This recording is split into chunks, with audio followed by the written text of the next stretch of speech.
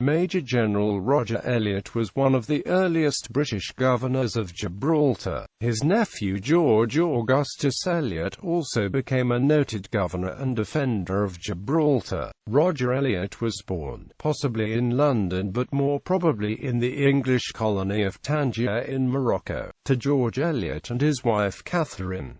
George Eliot was the illegitimate son of Richard Eliot, the wayward second son of Sir John Eliot. Roger Elliott's father, George Eliot, died at Tangier in 1668, and his widowed mother remarried there on the 22nd of February 1670 to Robert Spotswood. And thirdly, the Rev. Dr. George Mercer, the garrison schoolmaster. Roger Elliott was therefore an older half-brother of Alexander Spotswood, who became a noted lieutenant governor of Virginia.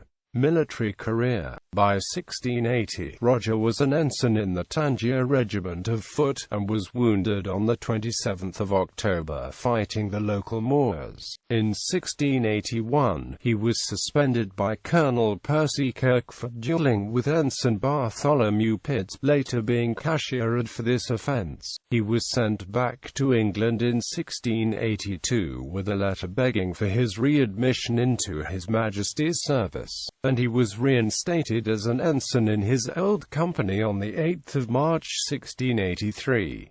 In 1684 he returned to England and probably fought against the Monmouth Rebellion. By 1685, he had transferred to the Queen Dowager's Regiment of Foot, and, in 1687, he became a first lieutenant in the Earl of Bath's regiment, created by Sir John Granville, 1st Earl of Bath. He was promoted to captain on the 1st of May 1690. He fought and was wounded at the Battle of Steamkirk on the 3rd of August 1692.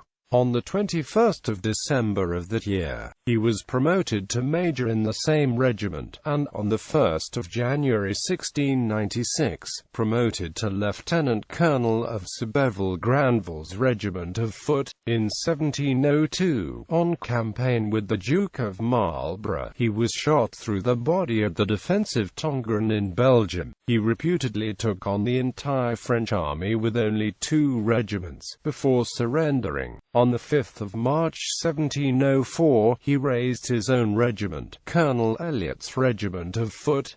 Officers were commissioned on the 10th of April that year at St. James. On the 2nd of July 1704, again on campaign with the Duke of Marlborough, he fought and was wounded at the Battle of Schellenberg. It is possible that he fought at the Battle of Blenheim on the 13th of August 1704.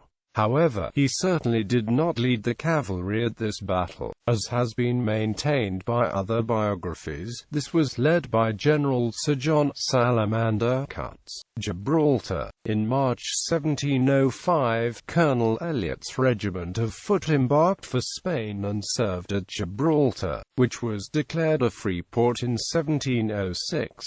On the 1st of January 1707, he was promoted to brigadier general, and later that year to lieutenant governor of Gibraltar. On the 24th of December, he was appointed governor of Gibraltar. His time in office is remembered in the Gibraltar records as one of mercenary opportunity, whereas in the London records, it appears that he proceeded with expensive but vital defensive fortification with only minimal prior financial approval. The arguments over the accounts for these defenses subsequently caused problems for the probate of his personal estate. On the 1st of January 1710, he was promoted to Major General, and on the 24th of January 1711, he handed over the governorship to Brigadier General Thomas Stanwix. He finally departed Gibraltar on the 18th of June 1711.